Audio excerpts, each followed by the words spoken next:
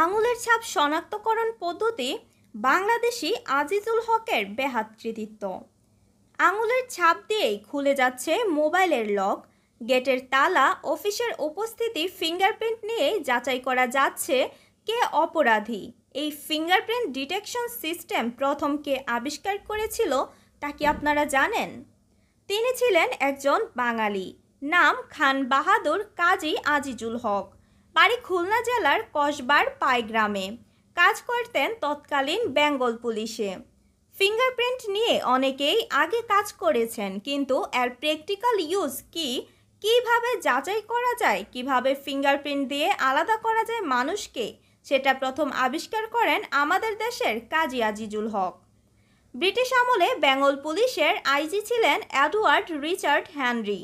তিনি ফিঙ্গারপ্রিন্ট নিয়ে গবেষণার জন্য নিয়োগ করেন দুই বাঙালি প্রতিভাকে, একজন গণিতবিদ কাজী আজিজুল হক, আরেকজন হেমচন্দ্র বোস। কাজী আজিজুল হক ও হেমচন্দ্র বোস ৭,০০০ ফিঙ্গারপ্রিন্টের এক বিশাল সংগ্রহ গড়ে তোলেন। অনেক পরিশ্রম করে একটা গাণিতিক সূত্র দাঁড় করালেন, যেটা দিয়ে ফিঙ্গারপ্রিন্ট যাচাইয়ের মাধ্যমে মানুষ শনাক্ত করা যায়। আধুনিক বিজ্ঞানের এক বিশাল বড় আবিষ্কার। এই পদ্ধতির নাম হওয়া উচিত ছিল বোস হক আইডেন্টিফিকেশন সিস্টেম, কিন্তু ওখান থেকে ইংরেজদের বেইমানি শুরু। পুলিশের আইজি হেনরি সাহেব এবার সবার কাছে প্রচার করা শুরু করলেন যে এই ফিঙ্গারপ্রিন্ট ডিটেকশন সিস্টেম আবিষ্কার করেছেন উনি নিজেই। এমনকি কাজী আজিজুল হককে কোনো রকম স্বীকৃতি দিতেই অস্বীকার করলেন। তিনি চুপি চুপি একটা পেপার পাবলিশ করেও ফেললেন নিজের নামে।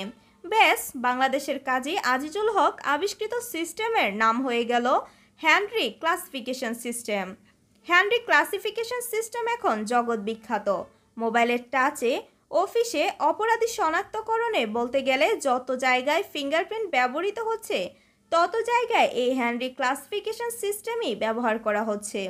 কাজ করে গেল আমাদের দেশের সূর্য সন্তান, কিন্তু নাম হচ্ছে এক বেইমান ব্রিটিশের। যদিও কিছুদিন আগে ব্রিটেনের দ্য ফিঙ্গারপ্রিন্ট সোসাইটি চালু করেছে the fingerprint society Azizul Haque and Hemchandra Bose prize.